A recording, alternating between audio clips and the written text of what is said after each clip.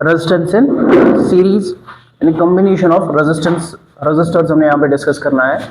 पहला इसमें आता है सीरीज कॉम्बिनेशन ऑफ रजिस्टर्स।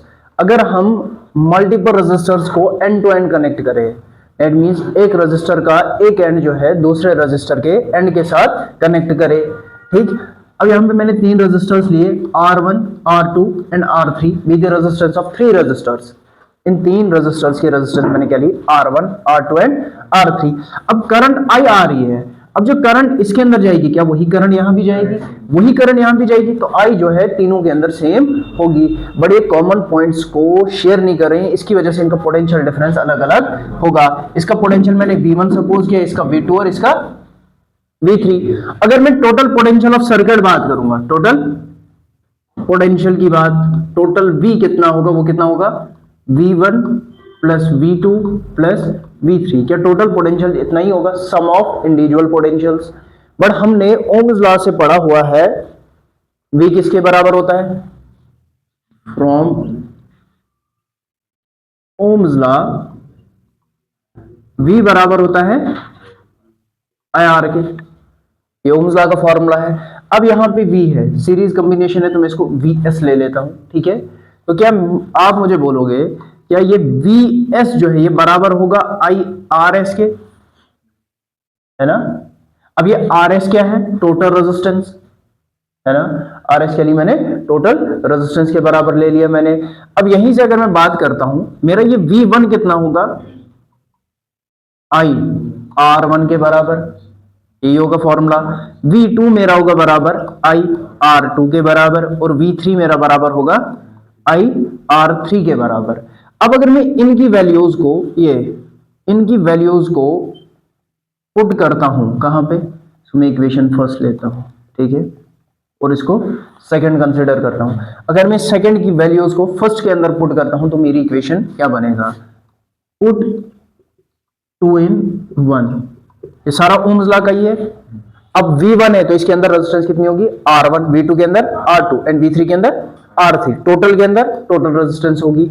अब इनको मैं फर्स्ट इक्वेशन के अंदर अगर पुट करता हूं, VS की जगह क्या आएगा, IRS, V1 की जगह IR1 plus IR2 plus IR3, यही बनेगा। अब इन तीन में कॉमन क्या निकल रहा है, I निकल रहा है, तो IRS बराबर होगा IR1 plus R2 plus I और I कैंसल, तो RS मेरा किसके बराबर आया, सम ऑफ इंडिविजुअल रेजिस्टेंसेस के। तो ये मेरा सीरीज कॉम्बिनेशन ऑफ रेजिस्टर्स का फॉर्मूला निकल के आया। अब यहां से मुझे क्या पता चल रहा है, जो टोटल रेजिस्टेंस सीरीज कॉम्बिनेशन की होगी वो हमेशा इंडिविजुअल से ज्यादा होगी, क्योंकि सम ऑफ इंडिविजुअल्स को हम क्या कहते हैं, टोटल कह रहे हैं यहाँ पे, तो टोटल हमेशा इंडिविजुअल से ज्यादा होगी। जब भी हम रेजिस्टर्स को सीरीज में कंबाइन करेंगे तो टोटल रेजिस्टेंस सर्किट की हमेशा ज्यादा होगी, यानी बढ़ जाएगी। दूसरा इसका ये है, अगर हमारा ये वाला रजिस्टर जैसे कट गया, खराब हो गया, कुछ भी हो गया इसमें, तो अब जब ये खराब हो गया तो आगे भी करंट फ्लो नहीं होगी, तो आगे वाले सारे सर्किट, आगे वाले बाकी रजिस्टर जो भी होंगे वो काम नहीं करेंगे। इसका डिसएडवांटेज होता है। दूसरा कॉम्बिनेशन जो इसके अंदर हमारा आता है वो है पैरेलल कॉम्बिनेशन। क्या है, रेजिस्टेंस इन पैरेलल।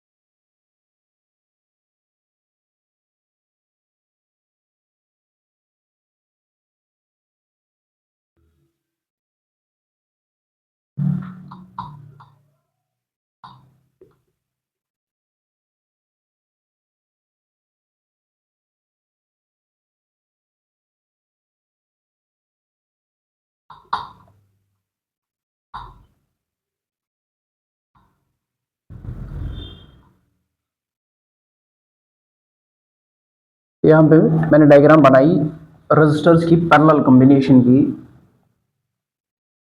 अब यहां से अगर हम देखेंगे पैरेलल कॉम्बिनेशन से, तीन रजिस्टर्स मैंने यहाँ पे सपोज लिए, n टाइम्स भी हम ले सकते हैं जितने लेने होंगे, ठीक है। अब यहाँ से अगर मैं बात करता हूँ, मैंने R1, R2 और R3 तीन रजिस्टर्स ले लिए, ठीक। अब यहाँ से जो करंट आ रही है करंट आई, वो करंट इधर भी डिस्ट्रीब्यूट होगी, इधर भी और इधर भी, यानी तीन हिस्सों में वो डिवाइड हो जाएगी। यहां गई I1, यहाँ I2 एंड यहाँ I3। अब तीनों के तीनों रेजिस्टर जो है कॉमन पॉइंट्स को शेयर कर रहे हैं, तो इनका पोटेंशियल सेम होगा, जिसको हम V कहते हैं। सीरीज कॉम्बिनेशन के अंदर करंट सेम रहती है, बट पैरेलल के अंदर पोटेंशियल सेम रहता है। अब पैरेलल कॉम्बिनेशन के अंदर मुझे ये बताना है कि टोटल रेजिस्टेंस सर्किट की कितनी होगी।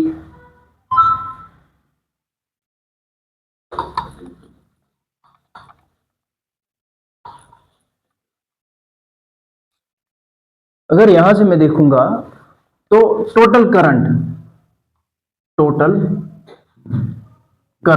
अब ये पैरेलल कॉम्बिनेशन मैंने तो P ले लिया साथ में, ये कितना होगा, sum of individual currents I1 plus I2 plus I3, यानी ये तीन करंट्स को अगर मैं प्लस करूंगा तो वो किसके बराबर निकलेगा, I के बराबर। पीछे से जो करंट आई वो तीन हिस्सों में डिवाइड होगी, उन्हीं तीन हिस्सों को अगर मैं फिर से सम करूंगा तो वही पीछे वाली करंट ही बनेगी, ओरिजिनल करंट, तो वही लिखा मैंने, current in parallel equals to I1 plus I2 plus I3। But Ohm's law क्या कहता है,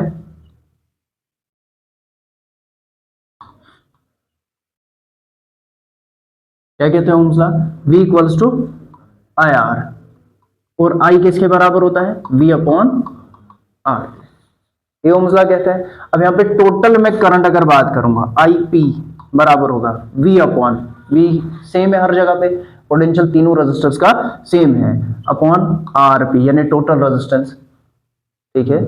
टोटल करंट किसके बराबर होगी, पोटेंशियल अपॉन टोटल रेजिस्टेंस के।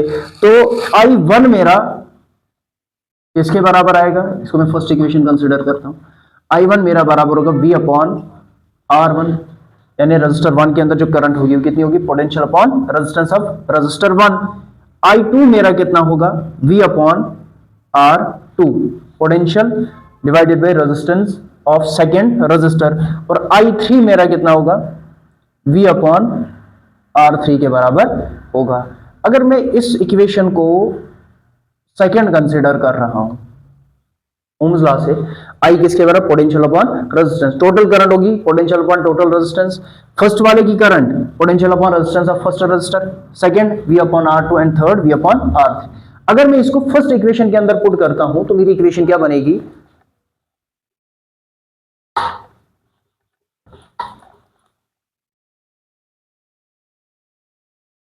पुट सेकंड इन फर्स्ट, क्या बनेगा, IP की जगह क्या आएगा मेरा, V upon RP equals to V upon R1, I1 की जगह, plus V upon R2 plus V upon R3, क्या यही बनेगा, ठीक है। अगर मैं देखूं V अपॉन RP मेरा आ रहा है, V मैंने कॉमन निकाला, अंदर क्या है, 1 upon R1 plus 1 upon R2 plus 1 upon R3 के बराबर, V और V कैंसल आउट हो गया, बचा क्या, टोटल रेजिस्टेंस इन पैरेलल बराबर होगा sum of reciprocal of individual resistances.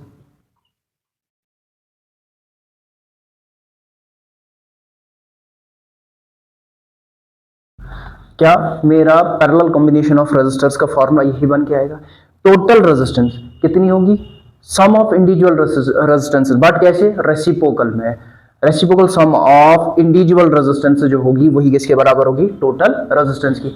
अब यहां से एक और चीज हमें पता चली कि जो यहाँ पे पैरेलल कॉम्बिनेशन में टोटल रेजिस्टेंस होगी वो हमेशा इंडिविजुअल से कम होगी, क्या होगी, RP जो होगा सीरीज में,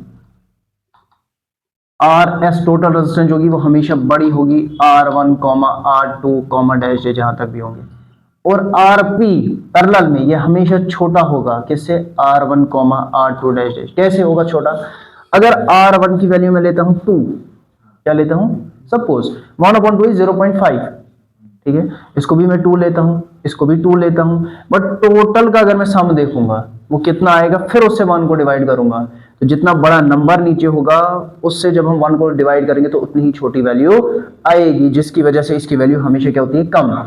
अब यहाँ पे क्या होता है, हमारे घरों के अंदर जो रजिस्टर्स वगैरह यूज होते हैं वो पैरेलल कॉम्बिनेशन के ही होते हैं, क्यों होते हैं, इसमें एक बेनिफिट हमारा क्या आता है, एक बेनिफिट इसमें ये है कि अगर इनमें से कोई एक कट भी जाए तो ये बाकी फिर भी काम करेंगे। दूसरा, इनमें पोटेंशियल वोल्टेज जो है वो सेम रहती है, बट सीरीज में वोल्टेज फ्लक्चुएट करती है। ठीक, तो ये इसका बेनिफिट होता है। इसके बाद आगे